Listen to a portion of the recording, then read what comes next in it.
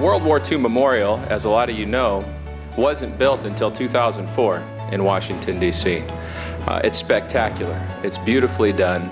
Any day of the week you go there and you'll find World War II veterans looking at it, looking at the part of the war they were in, looking at the monument to their specific state that they enlisted from, looking at the wall of gold stars that represent the 400,000 Americans that died in World War II, with the inscription below that says, "Here we mark the price of freedom." It's a real powerful place, a real special place. But since it wasn't built until 2004, the vast majority of World War II veterans, and there were 16 million Americans who served in World War II, 16 million. The vast majority of them have never been to the World War II Memorial. So about a year after it was built, this younger Air Force veteran in Ohio had this idea. He said, you know, I want to start flying veterans to that memorial because they probably won't go on their own. Maybe their health isn't good enough, they can't afford it. He just started doing this, pushing them in wheelchairs, taking them to the memorial, giving them a real hero's welcome in Washington, D.C. And since that start in 2005, it's just caught on like wildfire across the country. And as I travel doing sports and interview different veterans in those areas where I go, I've run into a lot of parts of the country that have been doing honor flight and really doing a great service to these veterans by raising the money to do this. A World War II veteran isn't allowed to pay a single penny toward his trip to Washington, D.C. Like I said, it's been going on all over the country, but we weren't doing it here in Fresno. And anyone from this area who wanted to make this trip could apply to the national office and then wait and see if a group from Northern California had an extra spot, or from San Diego, or from wherever. So a lot of guys, to be honest with you, filled out an application, sent it in, and then died waiting to hear from somebody. So there was a real need here in Fresno. And I'm so excited to tell you that we are meeting that need. We're well on our way to our first flight next month. The reason I wanted to start with you is not just to get what your experience was like on honor flight, but how valuable you think it can be for other veterans, because you've spent so much time with other veterans over the years as a chaplain at the VA. What made it special to you, and why do you think other veterans will enjoy going? It made me revert back to that day I sat in the barracks, not knowing anyone around me. And I got on a plane with 35 other veterans and the guardians, as they call the helpers. And I sat next to a fellow named Lou Kant. He was a sailor on the USS Arizona on the bridge on the morning of December 7th, 1941. And Lou Kant was one of those people who was with the captain of the ship. And he said at first there were little fires around the deck. And then that big bomb went all the way through to the magazine, and he said there were body parts and men crying in agony, and it was really a powerful reminder of how difficult war really is.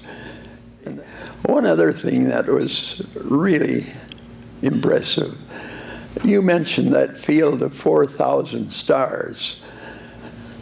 I was being pushed by a nurse in a wheelchair, and we were at that field of stars, and a young woman, probably 28 or 29, and a boy of 7, 8, 9 years old came along, and the mother stopped and read that plaque to him, and then pointed to the stars and gave him a little explanation of the cost of war.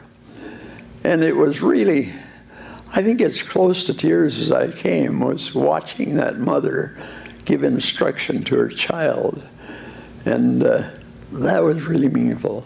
This is Rudy Giannoni. And I'm so glad both of these guys could be here, because I enjoy meeting so many veterans and interviewing them. But you guys are special. I've really enjoyed meeting you. Yeah. What were you doing on June 6, 1944?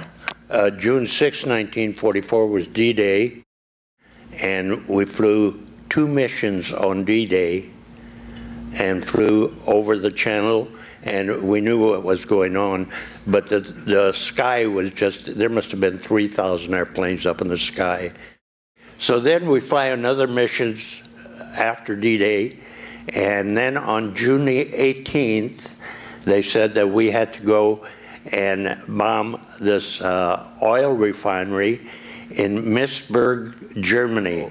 Here we are, we come over the North Sea, over Hamburg, and then right over Missburg. We dropped our bombs on the oil refinery, we hit it. We did a good job, but right then we got hit by an anti-aircraft gun right between number 1 and 2 engine. So he says, well, everybody bail out. So we went to our own positions. Right then, just as we left the bomb bay, another shell struck in the bomb bay. So I bailed out, and it wasn't only 5 seconds and the plane exploded. I could see it explode. 2 planes were shot down that day out of our group. That's 20 men, 10 men out of each plane. And all of them were captured by the Germans. All of them were POWs, okay? So I came down on my parachute. I landed in a pine tree about 20 feet off the ground and never touched the ground. I came down and I hid underneath the bridge for about 4 hours. The rest of the guys were all captured, but then I came out and looked to see what the name of the town was so I could check it out on my map. That's when I was captured. You're facing this unbelievably intimidating and horrible experience with no food, freezing weather, no reason to think that anything's going to change. Where did you find hope? Did you think you were going to die? How'd you get through it? I always thought positive. I'd never in my life had a negative thought in my body or in my mind. Never. And I knew I was going to come home one way or another, so, safely. For some reason or other, but I knew it. We prayed to God every day. I remember we were in that prison camp in a little room. There was 24 of us in a room, and each one of us prayed to God every day, every day. We had preachers in our compound there that would take us and would pray with us all the time. On the march, we'd always pray for safety, to get home, to come back and see our parents and our family.